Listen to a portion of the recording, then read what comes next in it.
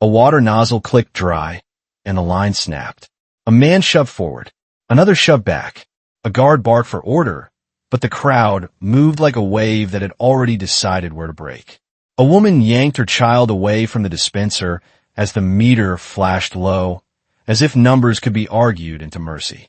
Kellan Voss saw it from the shuttle ramp and felt the station tilt past calm. He was a logistics architect for the Terran Accord Directorate, sent to certify that today's truce ritual would not fracture the supply chain. Now he had a sharper question, and it arrived before his boots fully touched the deck. Who stole survival from the lowest decks on the day the station promised peace? 2 hours before the ceremony, Halcyon Truce spire hung over the Vespera Fringe like a tired light that refused to go out. Patrol beams swept debris outside the hull. Inside, station speakers kept repeating that a ceasefire was coming, and the message sounded brave in air that smelled like old filters and fear. Kellan stepped off his shuttle with a single hard case and a directorate badge. He believed in data because data had once routed medicine to a deck everyone else had written off. He also believed in timing, and timing was already failing. He did not need a briefing to see shortage. He saw in cracked lips and slow breathing. He saw it in hands that shook when a refill valve finally opened. He saw it in the way people watched guards more than they watched the gauges, learning that rules could bend and that belief spread faster than hunger. Kellan moved to the first console that recognized his clearance and requested a full station status pull. A summary slid across his wrist display, and one line hit like a punch. Lifeline Covenant allocations had shifted overnight. Water and antibiotic credits had been rerouted away from the refugee decks. A new category had appeared, and it was worse than theft because it wore a clean label. It read ceremonial storage. Kellan stopped walking. Ceremonial storage was not supposed to exist, not on a station that claimed to trade peace for survival. The Lifeline Covenant was a survival contract tied to identity and medical need, designed to resist human mood and political theater. So who had the authority to move survival credits without triggering alarms? And why steal from the decks that could riot first 2 hours before cameras arrived? His objective hardened in the same second. He still had to certify the ritual, but now he had to find the hand behind the reroute and reopen the lifelines before the lower decks collapsed. The riddle had a timer attached. The ceremony was in 2 hours. The radiation window was later today. If convoys missed it, freight would stall for days. People would die either way unless the truth moved faster than the story. Dr. Celine Ward intercepted him near the clinic wing. She was the lead physician for Halcyon Truce Spire. Her sleeves were rolled up, and her eyes were dry from too many bad nights. A stretcher rolled past behind her, pushed by a nurse who did not look up. Directorate Voss? Ward asked. Kellan Voss, he said. Show me what you were seeing. Ward handed him a slate with names and short notes. It was simple, but it was honest. She tapped 3 entries marked with a dot. Respirator cases, she said. They were approved for extra fluids and antibiotics. The system rerouted both. To where? Kellan asked. Ward glanced toward the truce deck. To people who will be photographed. Kellan felt heat rise behind his eyes, then forced it down into focus. The Covenant should not allow that, he said. It did, Ward replied. Or someone made it do that. Kellan asked for the Covenant audit log.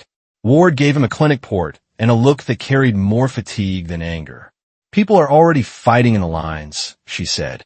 If the ritual fails, the refugees will be blamed. Ward held his gaze. If it succeeds like this, the refugees will still die. Kellan nodded once and turned away with the marked names burned into his head. He pulled the audit trail again, slower, hunting for what the summary hid. The edits did not look chaotic. They looked careful, measured, as if the system had been taught to lie without shaking. Careful meant intentional. Not long after, the Meridian Armistice Commission turned Halcyon Truce Spire into a stage. Temporary lights brightened corridors that had been dim for months. Security shutters sealed side passages.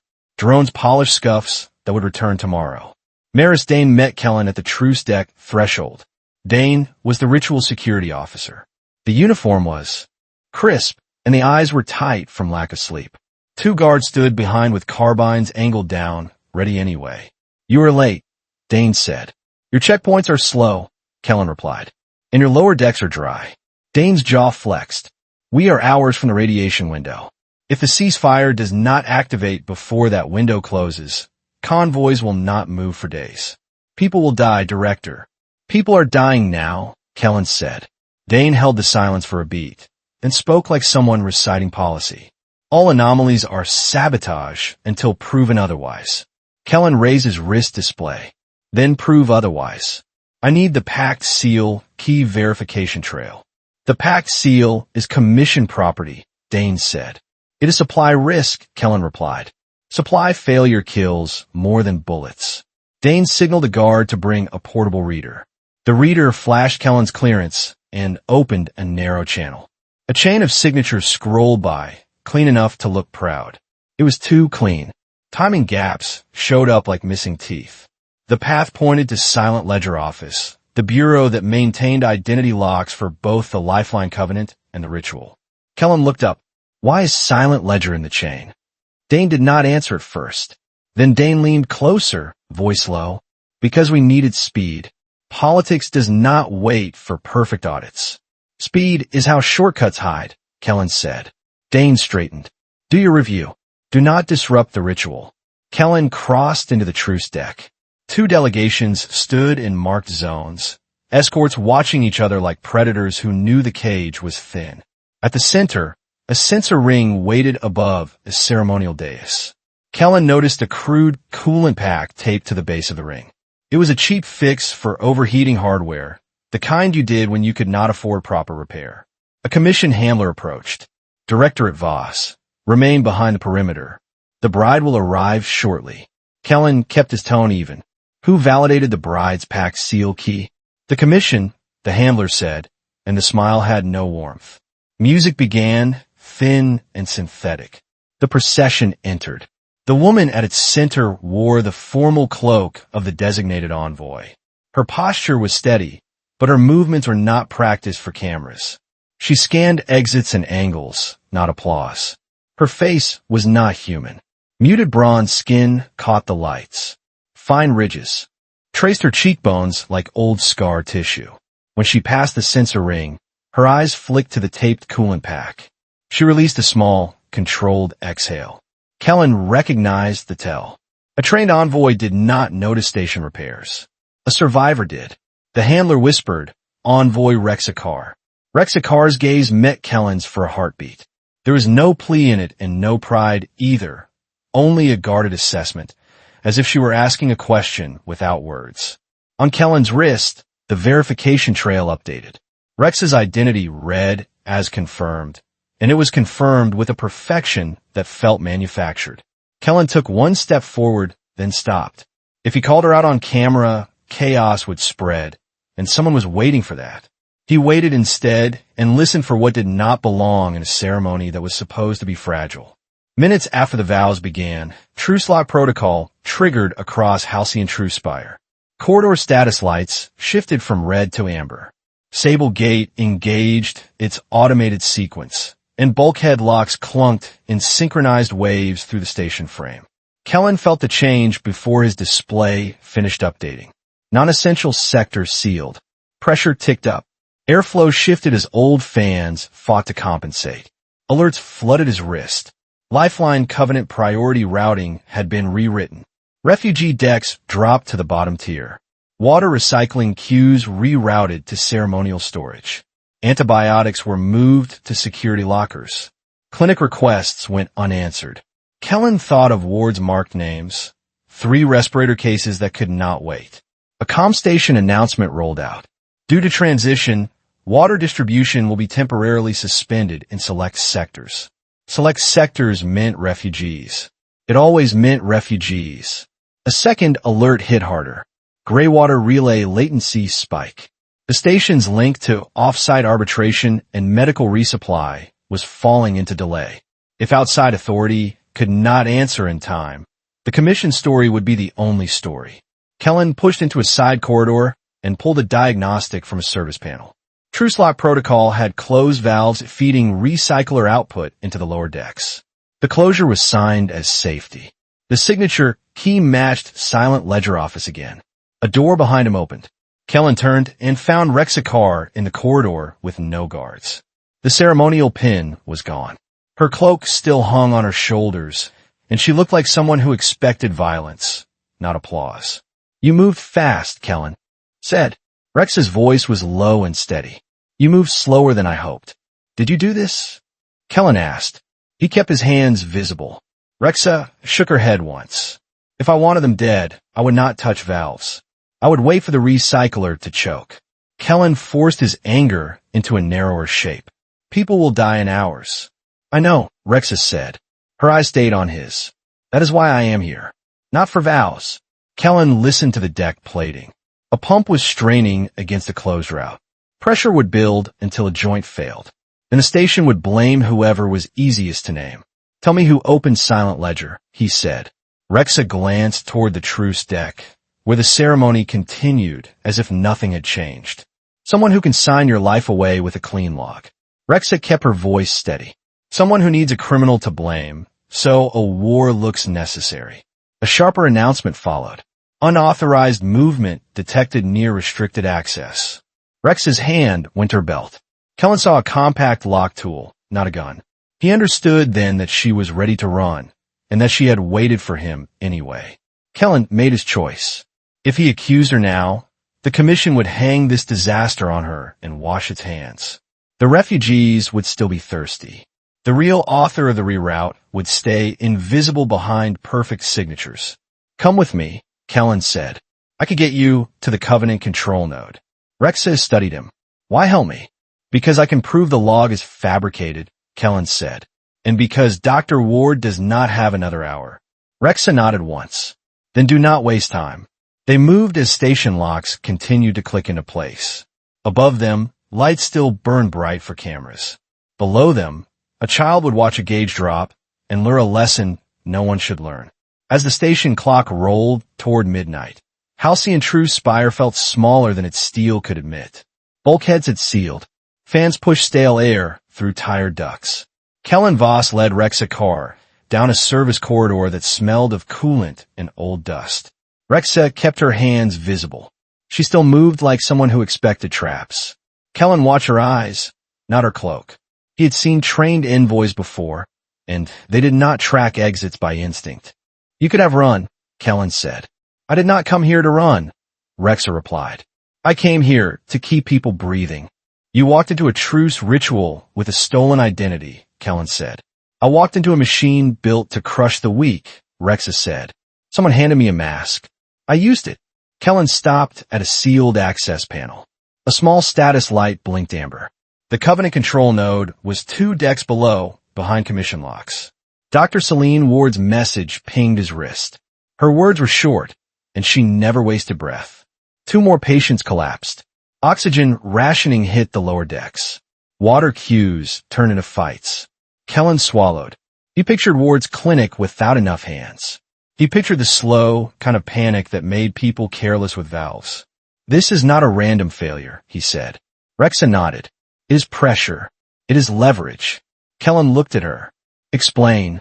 Rexa leaned closer, voice steady. "If the ritual breaks, they blame me. If it holds, they still choke the refugees. Either way, they get a clean excuse to fire." "Who is they?" Kellan asked. Rexa did not answer with a name. She answered with a system. "Ashline Refugee Net," she said. "It is how the forgotten stay alive." Kellan frowned. "A criminal network." Rexa gave a quiet laugh with no joy.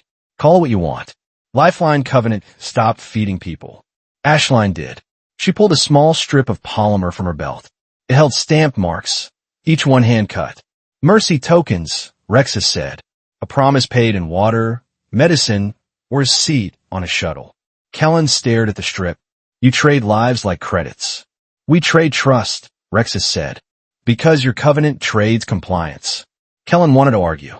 He wanted to say the Covenant was built to be fair. Then Ward's message echoed again, and fair did not matter if the valve stayed shut. "How many decks depend on this net?" he asked. "Enough that a single locked pump kills families," Rexa said. and enough that someone wants us visible. Kellan pressed his palm to the access panel. If you can give me proof, I can stop the lock. Rexa met his eyes. Proof is not enough. Not when your relay is late. Kellan felt the station hum shift. Another bulkhead sealed nearby, and the sound was like a lid closing on a jar. An hour before the radiation window, a new voice took over the station feeds. It was calm, crisp, and practiced for cameras. "This is Admiral Soren Kale of Kale Strategic Command," the voice said. "A security incident has compromised the truce proceedings." Screens along the corridor lit up. A portrait appeared. Kale's uniform sat perfectly on his shoulders. His eyes looked like a man who could sleep during alarms. "To protect civilians and the Commission," Kale continued, "my command is assuming operational control." Kellan stared at the screen. The Commission had not mentioned Kale. That omission now felt deliberate. Rex's jaw tightened. He arrived fast. Kellan understood the trick. Kale did not arrive fast. Kale was already close. Kale spoke again. "The staged wedding incident is an act of extremist interference. The suspect is armed and non-human." A still image flashed. Rex's face captured from the ritual deck. The picture was sharp. It had been cued. Kellan felt anger spike, then flatten into focus. "They wanted you on a poster. They want a story that fits," Rexa said. "Stories travel faster than truth." Kale's orders scrolled under his portrait. Sector quarantine. Water and medical storage secured. Movement restricted. Kellan's wrist chimed with a second notice. Helix Freight Combine offered a support package, secure convoy protection and priority routing, with fees deducted from station reserves. Rexa tilted her head. "A rescue that costs more than a funeral." Kellan did not smile. He heard words clinic in his mind. He imagined her reading Kale's bulletin while a patient gasped. They moved toward a ladder well. Kellan kept his body between Rexa and the cameras. He did not know why he did that. He only knew that a wrong accusation could kill faster than lack of water. Before dawn, Kale's Strategic Command turned Halcyon Truce Spire into a locked maze. Patrol boots echoed where there had been crowds. Drones hovered near vents and door seams. Every hallway felt watched. Kellan reached a maintenance junction outside Kestrel Yard. The yard was a repair bay and a storage throat. If the Covenant control node could be reached, it would be through there. He scanned the door log. It showed recent entry signed by Silent Ledger Office, and the signature looked clean again. Too clean. A guard team passed on the far side of a grate. Kellan waited, breathing slow.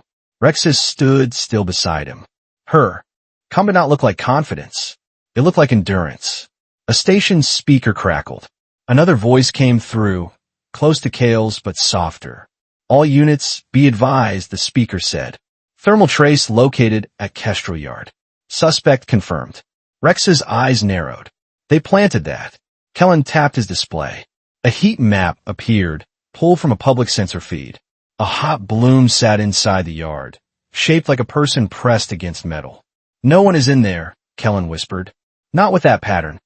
Rexa looked at him. "How do you know?" "It is too neat," Kellan said. "Real bodies move. They breathe. They shift. This is a heater." Rexa exhaled once. "Varek Klein. He does this." "Who?" Kellan asked. "A fixer for Kale," Rexa said. "He buys witnesses. He edits fear." Kellan's gut tightened. "We need the original logs." Rexa nodded. "Black band evidence spool. It holds raw recordings, not the cut clips." Kellan blinked. "You have it." "I know where it will pass," Rexa said. "Ashline watches freight. Helix likes to move proof as cargo." Kellan heard a drone whine above them. A needle flare drone drifted down the corridor, no bigger than a forearm. It carried a sensor pod that tasted air for leaks, and it listened for heat. The drone paused. A small light pulsed as it sampled. Kellan held his breath. He knew enough about sensors to fear them. He also knew that people built them, people set thresholds, and people decided what counted as suspicious. The drone moved on. Rex's shoulders loosened a fraction. Kellan spoke low. Helix offered a package. They want to sell safety. Rex's mouth hardened. Safety for those who can pay. Kellan's display showed another Helix bulletin. Civilian priority deferred. Security routing elevated. Everything was legal on paper, and that was the sharpest knife. A feed clip appeared on his wrist. It showed Rexa near a storage cabinet. The angle made her look like she was forcing a lock. The timestamp matched the moment she was with Kellan in a different corridor. "It is edited," Kellan said. Rexa did not react with surprise. "It is always edited."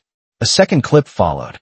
A witness statement with a trembling voice said they saw the non-human bride threaten a commission aide. The voice sounded like someone reading. Kellan looked at Rexa. If they can script witnesses, they can script war. Rexa met his gaze. "That is why I stepped into the ritual. To drag their script into light." Kellan felt a shift in his own mind. He had come to certify risk. Now he was part of it. He opened a maintenance door with a code Ward had once shared for emergencies. The latch clicked. Inside, Kestrel Yard smelled of oil and scorched insulation. Rexa stepped in first. She touched a pallet stack with care, as if each box had a name. Kellan followed and watched for cameras. On a high shelf, he saw a portable heater unit running, aimed at a wall panel. The heat bloom matched the planted trace. Kellan shut it off. The room cooled at once, as if the station had sighed. As the station clock slid toward morning, the hunt closed in. Needle flare drones multiplied. Patrol started searching deck by deck. Kale's portrait stayed on every screen, calm as a judge. Kellan and Rexa sheltered behind a row of parts crates. A drone passed outside the yard, its sensor lights sweeping. Kellan waited until the sound faded. Rexa spoke first. "You want proof that survives their edits?" "Yes," Kellan said. "And I want water and medicine moving again." Rexa nodded. "Then we trade." Kellan's eyes narrowed. "Say it." "I can get you access to the raw spool," Rexa said. "I can lead you to the handoff point." "And you want me to free you?" Kellan said. Rexa shook her head. "Not me. Them." She pointed down toward the refugee decks. "Open one run of water and antibiotics. One convoy. 1 hour. Enough for Ward to stabilize the worst cases." Kellan stared at her. Kale locked the routing. "The Covenant will flag any change." "It will flag an illegal change," Rexa replied. "You are the director at risk, man. Make it legal." Kellan felt the weight of that request. He also felt Ward's message like a hand on his shoulder. "Where's the handoff?" he asked. "Or in debris belt," Rexa said. "A maintenance skiff comes in under the patrol arcs. Ashline guides it." Kellan kept his voice level. "If I do this, my file will show tampering." Rexa studied him. "Your file already shows you standing beside me." Kellan did not argue. He opened a Covenant maintenance screen and searched for a path that could be justified as safety. He found one, and it was ugly. Truce lock protocol had elevated ceremonial storage to priority, claiming it needed clean water for dignitaries. The claim could be used against itself. Kellan drafted a directive for system health. He wrote that recycler back pressure risked a rupture. He cited sensor readings from the pumps he had inspected. He rerouted one batch of processed water and one crate of antibiotics to relieve the pressure in the lower decks. It was not a lie. Sealed valves did build pressure. A rupture would kill more than a shortage. He submitted the directive with his directorate clearance. The system hesitated as if it could feel politics inside code. Then it accepted. A minute later, a confirmation flashed. Water routing opened for a limited window. Medical lockers released a small lot to the clinic track. Kellan let out a breath he did not know he had been holding. His wrist chimed again, and the next notice was the brand arriving on schedule. Directorate inquiry initiated. Unauthorized prioritization suspected. Temporary suspension recommended. Kellan's throat went dry. There was the first noose tightening. Rexa watched his face. "It cost you." "It cost me a badge," Kellan said. "It buys Ward an hour." Rexa nodded once, almost solemn. "Then we keep buying hours." A loudspeaker blared in the corridor. "All units, suspect aided by Directorate agent. Apprehend both." Kellan heard boots running and the hard rattle of a carbine being checked. Rexa leaned close. "Now you understand why Ashline exists." Kellan looked at the crates around them, at the heater he had shut off, at the station that had turned human need into a weapon. "I understand the pressure," he said. I do not accept it. Rex's eyes held his. Then move. They slipped out through a service hatch as another drone swept past. Below them, water lines would hiss open for the first time in hours. In Ward's clinic, a nurse would see a green light and stop shaking. By the time the first pale glow of morning touched the truce deck windows, Kellan Voss was no longer a man who audited danger. He was the danger, and he was running toward the only evidence that could keep a war from becoming a permanent job. By late morning, Halcyon Truce Spire sounded like a tired engine that could not find idle. Fans ran harder. Pumps clicked more often. The air carried a sharp hint of overheated insulation. Kellan Voss and Rexa Khar reached the lower decks through a maintenance lift that shuddered on every stop. The Covenant window he opened had pushed water and antibiotics down, but the station had already learned to fear empty taps. People stood in lines that did not move, watching the lights above the dispensers as if a green glow could forgive a night of thirst. Dr. Celine Ward met them at the clinic door. Her hair was pinned back with a strip of tape. She did not waste time on blame. You gave me a little room, she said, but the room is filling with bodies. Kellan followed her inside. The clinic was bright and cold, built for triage and not comfort. 2 patients lay under thin blankets, masks fogging with each breath. Ward lowered her voice. Oxygen limits are dropping. The station says it is safety. It is control. A child sat on the floor near a wall vent, counting breaths with a finger on their wrist. The child looked up at Rexa, then away, as if looking too long might invite trouble. Rexa spoke softly. They're teaching kids to ration air. That is not safety. A nurse rushed past with a cartridge case. Doctor, the cold glass filter core is down to the red band, the nurse said. Ward did not flinch. It was due for replacement months ago. The core is clogging with metal dust and biofilm. Kellan glanced at the wall readout. Pressure in the recycler loop was rising. Heat in the service trunks was rising too. The station was turning itself into a sealed kettle. Where are the spare cores? He asked. Ward gave a bitter half-smile. Locked. Ceremonial storage. Same for the heat sink braid bundles. Rexa looked at Kellan. They feed the truce deck first, even when it is a lie. Kellan stepped to a console and pulled a maintenance report. The heat sinks were not luxury. Without fresh braid, thermal load would cook relay boards, crack seals, and warp valves. In the waiting area, an old man split a cup of water into 3 smaller cups. He handed one to a woman with shaking hands and one to a teenager whose lips had gone pale. He kept the smallest share for himself. Nearby, a medic sat with a patient who could barely swallow. The medic pressed a damp cloth to the patient's mouth and wrung the cloth into a bowl so the next person could have a sip. No one spoke. A fight would have been easier to understand than quiet cooperation. At a corner bench, 2 children shared a single rehydration strip. One child tore it in half with careful hands, then offered the larger piece to the smaller kid without being asked. Their mother watched and pretended not to notice, because noticing would mean admitting how close they were breaking. Kellan felt his training trying to reduce it to supply math. The math had faces now, and the faces did not care that the reroute looked compliant on a report. Ward watched the old man for a second, then looked away. I'm choosing who gets antibiotics. I hate that I can say that sentence. Kellan felt his stomach tighten. This is not a failure. This is a pattern. It is procedure, Ward said, the kind that kills quietly. Rexa moved closer to Kellan. Kale does not need to win a battle. He only needs the station to fail on schedule. Kellan nodded once. The shortage, the locks, the delay, the planted traces, it all formed a disaster shaped like policy. He turned to Ward. If we break the lock chain, can you hold the line? Ward met his eyes. Give me water, give me antibiotics, and do not let the recycler rupture. That is all I ask. A thin alarm sounded in the ceiling. The tone was not urgent yet, but it did not need to be. It was the sound of a system warning people in advance that it would not forgive them. Kellan looked at Rexa. Then we go where the signatures live. Rexa replied, silent ledger office. 2 hours later, they moved through a service crawl space above the administrative spine. The metal was warm under Kellan's gloves. Every few meters, A small fan pushed hot air toward a vent that no longer opened. Below them, a corridor light flashed blue. A patrol passed, boots measuring calm. Kellan waited until the sound faded, then dropped to a ladder and descended. The silent ledger office sat behind a door that looked ordinary.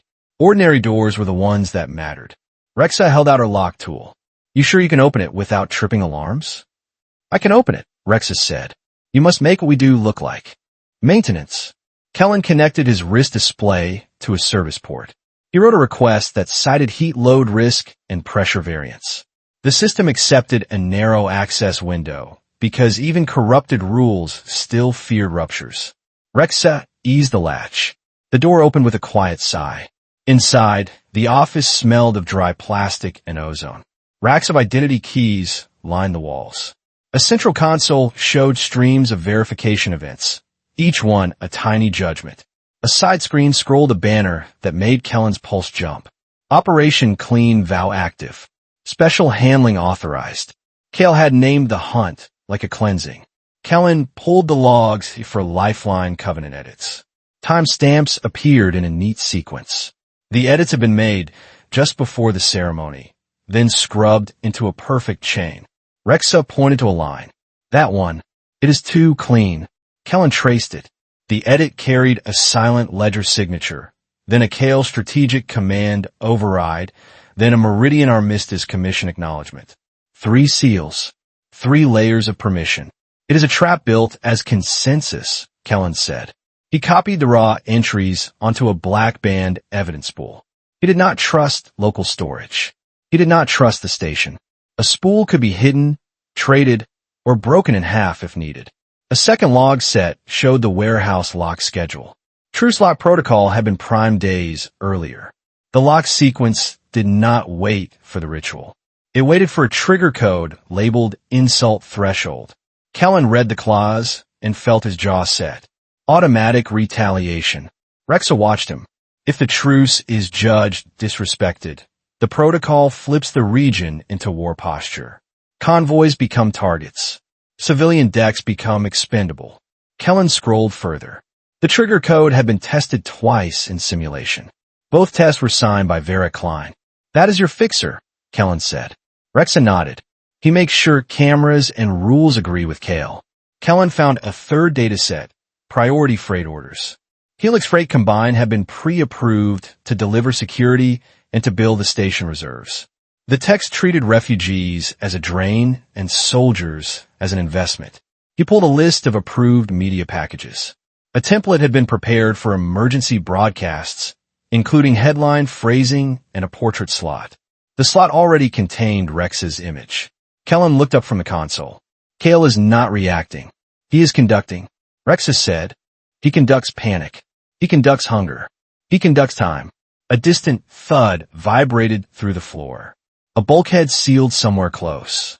The access window was shrinking. Kellan clipped the spool into his case.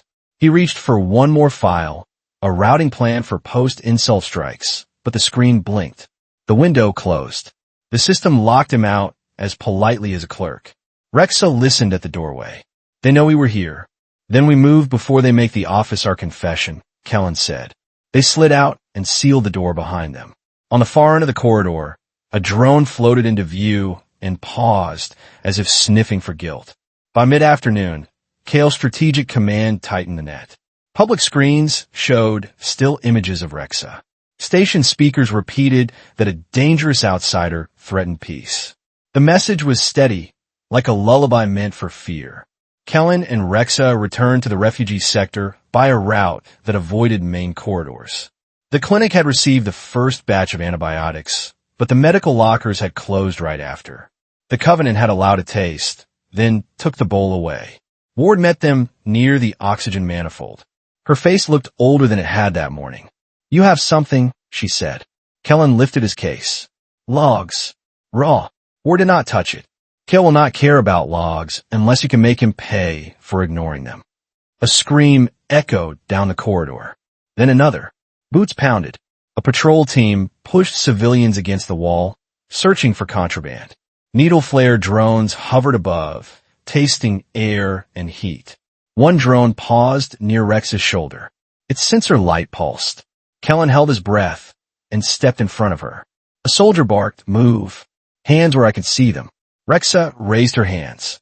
Her expression did not change, but her eyes tracked the exits. From the crowd, a familiar voice cut through. "Kellan? What did you do?" Juno Mar stepped forward, wearing a station tech vest with a security band pulled over it. Juno's gaze flicked to Rexa and back. Shock turned into anger, then into worry. Kellan spoke fast. "Juno, get back." Juno did not. "They say you rerouted supplies and helped the bride. Is that true?" Before Kellan could answer, an explosion of noise tore down the hall. It was not a bomb. It was a staged impact, a charge, set in an empty storage niche to throw debris and panic. Cameras would catch the flash and the scream and none of the setup. The patrol reacted as if trained for this exact beat. They grabbed people at random. A child fell. A woman shouted for her husband.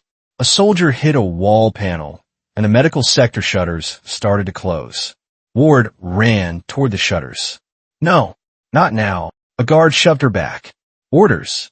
Kellan saw 3 civilians dragged toward checkpoint. Hostages chosen for optics. Rex's jaw tightened. "Kel wants me blamed for this. He wants a reason to flip the protocol." Kellan opened his case and pulled the spool. He could keep it, build a larger release later, and try to cut Kale at the command level. Or he could use it now, here, to break the immediate lock and save the people being taken. Juno grabbed Kellan's arm. "Tell me you have a plan." "Kellan mit Juno SIs. I have a choice." He made it. Kellan shoved the spool into a public terminal and forced a broadcast to station maintenance channels. It was not elegant. It was not safe, but it was fast. Raw time stamps, trigger tests, and the retaliation clause spilled on a screen scale could not censor in the same second. Guards hesitated. A few looked at their wrist displays. Confusion cracked the rhythm of the patrol.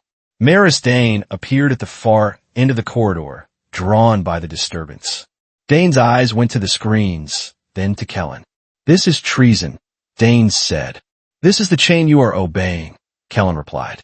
"Look at who signed the tests." Dane took one step closer. The hesitation widened. Dane's fingers tightened on the carbine strap, then loosened as if the body could not decide what to be. A ceiling speaker snapped on, cutting through the noise. Kale's voice returned, smooth and certain. "All units, disregard unauthorized data," Kale said. "Secure the medical sector. Detain the directorate agent and the non-human suspect." Dane glanced up at the speaker, then back to the crowd. For a breath, the officer looked like someone hearing a command and remembering a promise made to protect the station, not a narrative. In that heartbeat, Rexa lunged toward the shutter controls. She did not fight the guards. She used the chaos Kellan created. She slapped her lock tool onto the panel. The shutter stalled, then stopped half closed. Ward ducked under the gap and pulled a crash kit out of the clinic. She ran back toward the patients. A gunshot cracked. It hit metal, not flesh. Another shot followed, and panic surged again. Juno shoved Kellan behind a pillar. The next impact tore into Juno's shoulder. Blood splattered across the vest.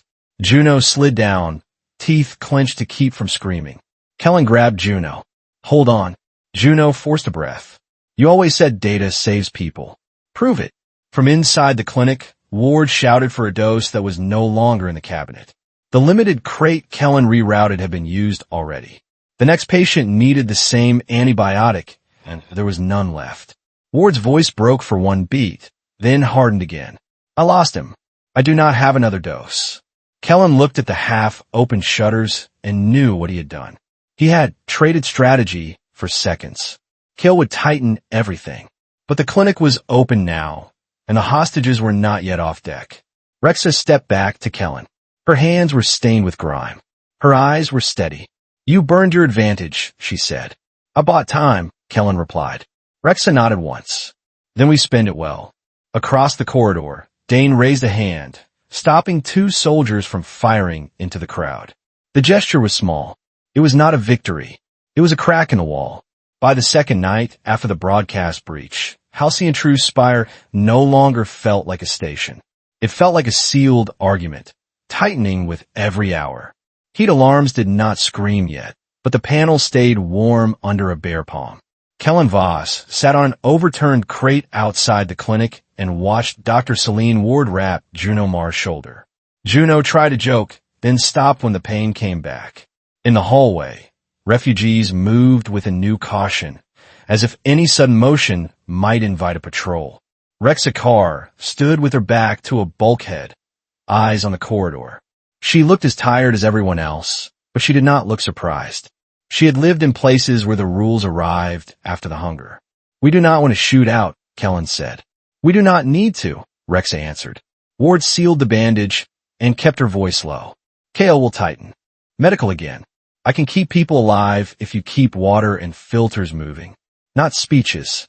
Kellan nodded. He pulled up the station telemetry that still reached him. The recycler loop pressure had dropped after his reroute, then climbed again. Thermal load in the service trunks rose with every sealed vent. The gray water relay latency graph looked like a stairway, each step higher than the last. Somewhere in the service spine, a coolant pump coughed, then steadied. The sound traveled through the deck like a warning. Kellan knew that if heat and pressure crossed the line, no speech and no warrant would matter. "He is using time," Kellan said, "and the relay delay lets his story lead." Rexa leaned in. "Then we do not chase his story through the relay." Kellan looked at her. "Then what?" "We build a truth that shows up everywhere at once," Rexa said. Kellan spoke carefully because a diagram could be seized and a long transmission could be cut. There was a radiation window approaching, the kind that forced convoys to wait or burn fuel. There was heat waste that could not be hidden because metal remembered. There were water lines that would rupture if pressure kept rising. "We use what cannot be argued with," Kellan said. "Physics and hunger." Rexa nodded once. "Ashline can move through the small places." Kellan asked the question that mattered now. "How many people will follow you if it costs them?" "Enough," Rexa said. "They owe me mercy tokens, and I owe them breath." Ward looked between them. "If you pull this off, you save strangers." "In the Fringe, strangers are future family," Rexa said. Kellan let that land, then continued. "We do not aim to catch Kale today. We break the machine that makes his war legal. We force the original data to appear where he cannot bury it." Ward's eyes hardened. "And we keep the clinic alive while you do it." Kellan stood, feeling the station hum through his boots. Somewhere above, Kale's portrait would still be calm. Somewhere below, a child would still count breaths. The plan had to respect both. 2 hours later, Kellan met Maris Dane in a dim service alcove beside a locked conduit. Dane arrived alone and kept hands away from the holster. The gesture was small, but Kellan saw it. "You lit up half the station," Dane said. "Kale wants you." Frozen and displayed. "He is already displaying Rexa," Kellan said. "He will display any corpse that helps." Dane flinched just once. "The patrols are rougher tonight. They say it is to keep order." "Order is not the same as safety," Kellan said. Dane looked away, then back. "What do you want from me?" "Access," Kellan said. "And a witness who can say the locks are not neutral." Ward's voice came through Kellan's earpiece in a clipped whisper. The clinic had rigged a cheap communication loop off a maintenance truck. "You lose everything if the station vents," Ward said. "Thermal load is rising again." Dane heard it through the open speaker and did not pretend not to. "I know the heat numbers. I also know Kale will claim you sabotaged them." Kellan lifted a small packet of mirror foam patch, the same kind used to seal microfractures after debris hits. "I'm not asking you to like Rexa.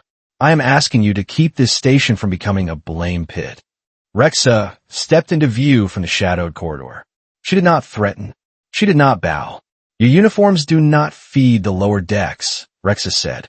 "Your locks do not treat fever." Dane stared at her, then at Kellan. "What is your plan?" "We build candleline broadcast," Kellan said. "Short bursts, many paths, no single choke point." Kellan kept it practical. Long transmissions would be cut, jammed, or rewritten. Short ones could slip through, riding the normal chatter of maintenance checks, clinic pings, and cargo tags. If gray water relay lagged, the burst would still land out of order, but the pattern would remain the same on every screen. "Kale will jam anything obvious," Dane said. "That is why it is not obvious," Rexa replied. Ashline uses quiet routes, cracked ducts, old service ladders, places patrols ignore because they are not glamorous. Ward spoke again.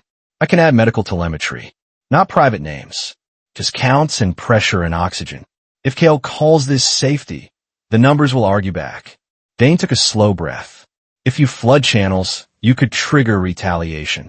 That clause is what we expose, Kellan said. Clause tests, lock priming, Helix pre-approvals. Dane looked at the mirror foam packet, then at Kellan's case. And the water and medicine?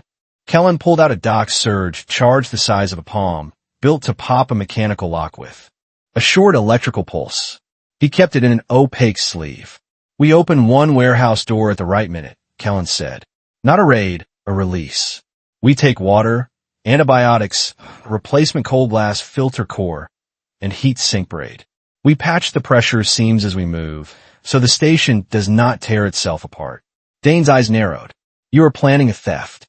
Call it triage, Ward said softly. Dane was silent for a long moment. Then the officer nodded once. I can give you one corridor and one camera gap. After that, you are alone. That is all we ever are, Rexa said. An hour before the next radiation window, Kale's strategic command made its move. A regional warrant flashed across every public screen. Kellan Voss and Rexa Khar were labeled threats to peace, and the wording was clean, designed to sound like protection. Sable Gate sealed fully. The outer locks engaged with a heavy shutter that ran through the deck plates. Convoy routes turned red on the map, then disappeared behind restricted access. In the clinic, Ward watched the oxygen manifold and cursed under her breath. The gauge ticked down with the steady confidence of math. She looked at Kellan. He is tightening everything again. He wants people afraid to move. Kellan felt his wrist display vibrate with a Helix Freight combine offer. A security solution package, pre-approved, payable by station reserves. It promised escort and comm and compliance. It also demanded that civilian distribution be postponed. Rexa leaned over his wrist and read the headline, face blank. They sell a blanket after they cut the heat. Kellan turned the message off. He did not need Helix to tell him what Kale was doing. Kale was wrapping law around starvation until resistance looked like crime. Dane met them at a junction near Kestrel Yard. The officer had removed the ceremonial polish. The face looked human now, lined by doubt. Kale activated the retaliation clause warning, Dane said. He claims any warehouse interference will be treated as an insult. Ward's voice came through tight. If we do not get a new cold blast filter core, the recycler will choke. If we do not get heat sink braid, the relay boards will cook. If that happens, we lose pressure control. Kellan looked at Rexa. We do it anyway. We do it clean, Rexa said.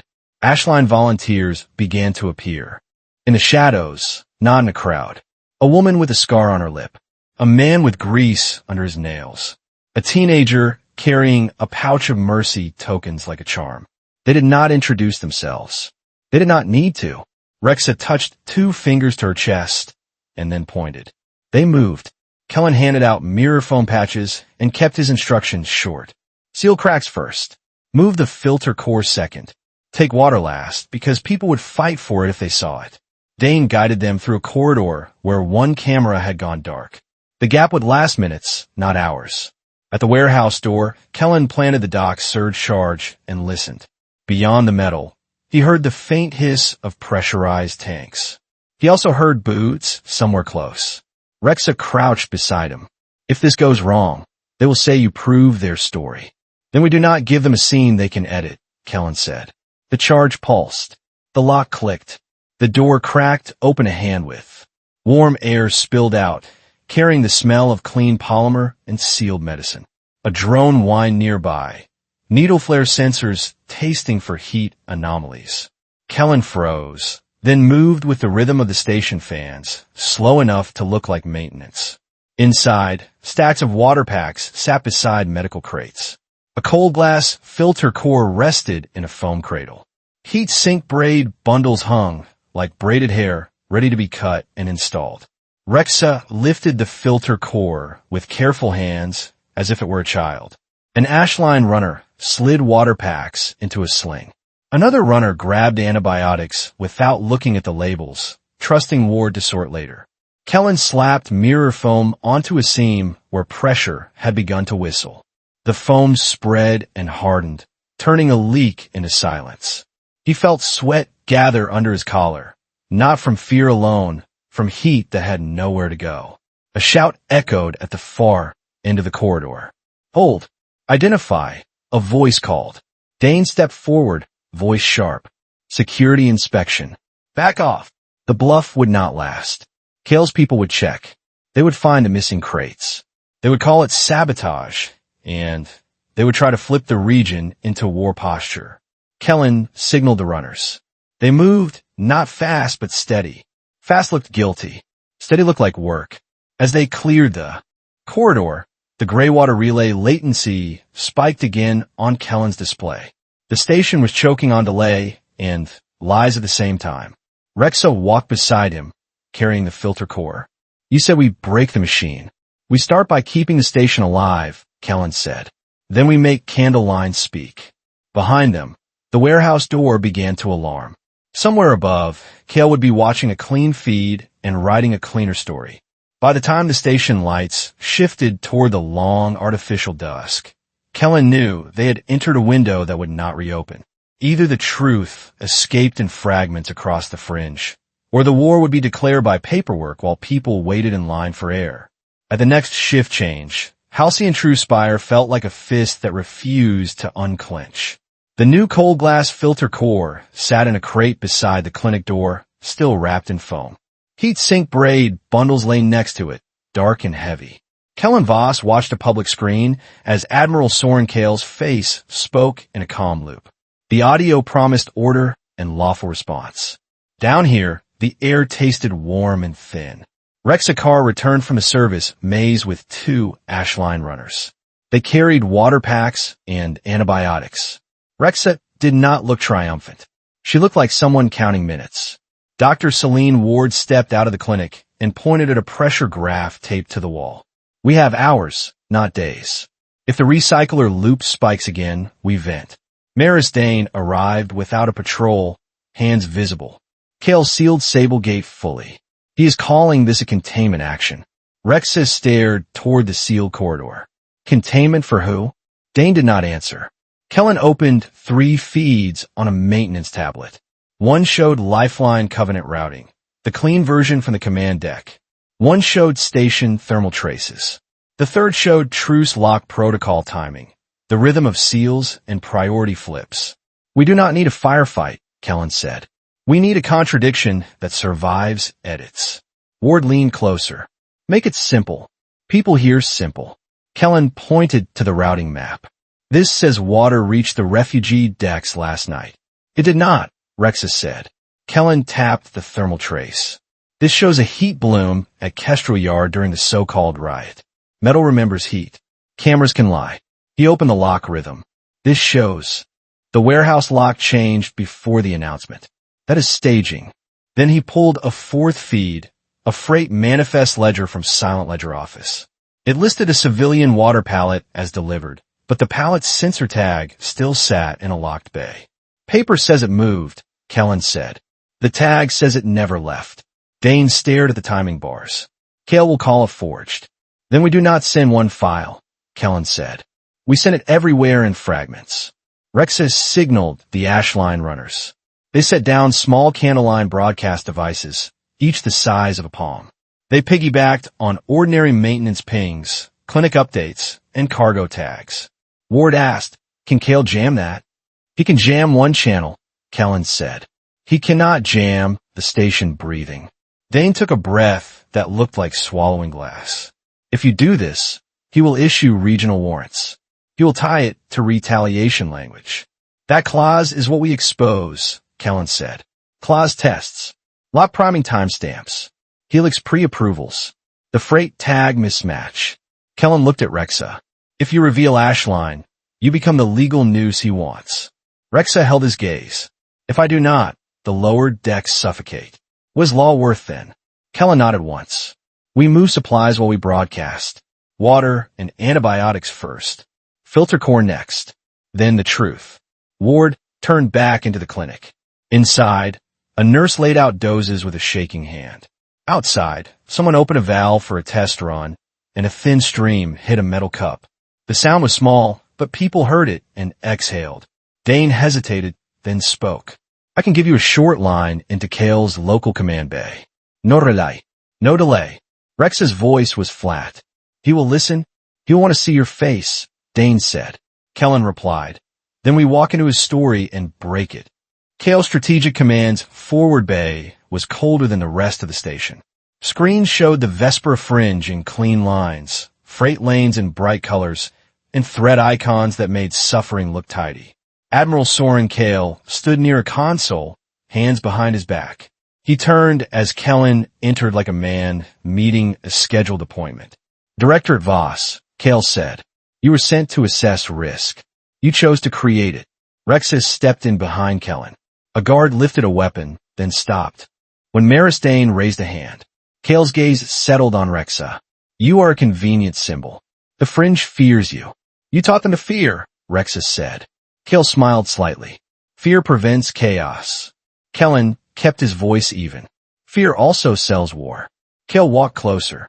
War ends faster when it is not debated. Kellan lifted his tablet. Explain why truce lock protocol prime days before the ceremony. Kale did not blink. Preparedness. Kellan switched to clause tests. Explain why retaliation language was tested twice and signed by Rexa Khar. Kale's expression tightened for a heartbeat, then smoothed again. Drills are not crimes. Your drills starve children, Rexa said. Children survive when regions stabilize, Kale replied. Stability has costs. Kellan asked, who pays the cost, Admiral? Those closest to instability, Kale said. The Fringe pays first. Kellan felt his stomach harden. Refugees, not generals. Kale nodded once. A few decks do not decide policy. A civilization does. Kellan brought up the thermal trace and overlaid it with Rex's recorded path from Kale's official clip. The heat bloom appeared at Kestrel Yard during the same minute the clip placed Rexa elsewhere. This is your contradiction, Kellan said. Metal says one thing. Your clip says another. Kale studied it. Clever. Still deniable. Kellan opened the Helix Freight combined file. Helix had pre-approvals before the incident. You were ready to profit from your own trigger. Kale's comm did not break. Helix keeps ships supplied. You like your clinic stocked. Ward likes patients alive, Kellan said. Kale stepped closer, voice still soft. Give me the evidence spool. I will reopen ration lines. You will survive. You think survival is a favor, Rexa said. Kale's eyes turned hard. I can end Ashline refugee net tonight. Dane spoke, voice rough. You promised a truce. A truce is a tactic, Kale said. Kellan pressed. Why do you really need this war? Kale answered without shame. Wartime authority. Wartime budgets. Wartime obedience. Peace makes people ask questions. The words landed like a door locking. Kellan saw the trap. Holding Kale for trial meant time, hearings, signatures. People would die while forms moved. If he tried to seize Kale now, Kale could trigger retaliation and blame them before proof spread. Kellan asked, do you know who died in Ward's clinic yesterday? Losses are expected, Kale said. Kellan felt the last of his hesitation burn off. Then you will keep. Killing with procedure. Procedure is how civilizations survive, Kale replied. Kellan tapped his wrist. The first candle line broadcast packets fired. Clause tests with signatures. Lot priming timestamps. Helix pre-approvals. The freight tag mismatch. Each packet was small, too many to catch. Screens flickered as the data slipped into places Kale did not control in the same second. A clinic terminal. A maintenance board. A cargo tag reader. Kale turned to his console. Cut unauthorized traffic. Isolate lower deck channels. Dane moved between the guards and the door. No. Kale looked at Dane. You are defying a lawful command. Dane's hand shook, but the voice held. I am refusing a killing machine. Rexa stepped to the bay microphone. Ashline refugee net is real. I lead it. We moved water and medicine because Lifeline Covenant abandoned the people. Kale snapped. You admit crimes. I admit survival, Rexa said. Kellan turned to the safety panel and reopened lower deck valves under a pressure risk directive. The system accepted because numbers were real. Ward's voice came through Kellan's earpiece. Water is flowing. Keep it open. Kale stared at Kellan. The calm mask returned, thinner now. You will not keep this long enough for people to breathe, Kellan said. Kale's gaze slid to Rexa. And when the directorate arrives, she will hang. Rexa looked back, steady. Maybe, but not tonight. Kellan did not cuff Kale. He did not chase a perfect arrest. He chose the only victory that could not wait. By dawn, Halcyon True's spire sounded less like a failing engine. Pumps ran steadier. The oxygen manifold stopped clicking into red. In the clinic, Dr. Celine Ward installed the cold glass filter core with hands that would not stop shaking until it was done. Ward read from a pad. Not for drama, for record. One patient died because the antibiotic did not arrive in time. Remember that when they call this efficient. Maris Dane watched the command deck message loop stutter. Too many nodes now carried raw packets that did not match the official story. The edits could not land cleanly anymore. They will court-martial me, Dane said. They will try, Kellan replied. But they cannot erase your statement. Dane swallowed. I will testify. I saw the lock chain. I saw the timing. Then make them listen, Ward said. Rexa sat by a water dispenser, hands scraped raw from carrying crates, and sealing seams. Kellan sat beside her. You did not have to confess, Kellan said. You did not have to burn your career, Rexa replied. Careers do not breathe, Kellan said. People do, Rexa said. Rexa was not made into a saint. On the command deck, her confession became a charge, stamped and filed. Some civilians still called her a thief, because fear needed a simple label. Rexa accepted it, because labels were cheaper than funerals. Later that morning, Ward showed Kellan a quiet packet pulled from silent ledger office backups. It listed Helix freight combined incentives tied to emergency declarations and a directorate routing note that mentioned authorized acceleration in the Vespera Fringe. Kale had not invented the machine. He had only proven how easily it ran. Kale's strategic command did not vanish. It simply lost its clean lever. The clause that made war look lawful had become suspect, and suspicion slowed machines that depended on obedience. Kellan looked toward the sealed gates and the darker space beyond the hall. Kale will not be the last. He is a link, not a root, Rexa said. Ward joined them. Terran Accord Directorate will want a scapegoat. Helix will want a contract. The Commission will want the truce to look unbroken. Dane added, and Kale will want to keep his power. Even if he steps back, he stays dangerous. Kellan stared at the steady flow of water into a cup. It looked ordinary. It was not. It was a choice made against the system. Hope is not free, Kellan said, but it is real when people pay together. Rexa stood. 2 ash line runners waited in the corridor, ready to disappear into service paths. Rexa lifted a hand once, a small goodbye. 3 days later, Greywater Relay finally caught up with the truth. Ships outside the station slowed, not from fear but from doubt. Inside, people filled cups without fighting and still checked on neighbors. Halcyon True's spire was not at peace, but it was alive, and it had learned something dangerous. A lawful war could be broken by an unlawful act of care. As the station lights slid into their calm night cycle, Halcyon True's spire did not feel healed. It felt held together by hands that refused to let go. Water ran, oxygen stabilized, and the clinic finally stopped sounding like a countdown. Kellan Voss stood at the edge of the refugee deck and watched people drink without fighting, then write down names of the ones who would not drink again. Rexa Khar did not receive forgiveness from the law, and she did not ask for it. She only watched the line move, quiet and steady, as if survival itself was a promise that had to be repaid every day. Somewhere beyond the hull, Greywater Relay carried the truth late, but it carried it all the same, and that was enough to slow the machine that had tried to turn paperwork into war. Kellan knew the cost would follow him, and Rexa knew the noose would never fully loosen. Yet they both chose the same thing when it mattered most. They chose living people over clean stories, and in the Vespera Fringe, that choice was the closest thing to peace. If this story moved you, please like the video, share it with someone who loves hard science fiction, and subscribe to the channel so you do not miss the next chapter, because the system behind Kale is still out there, and the fight to keep hope alive has only just begun.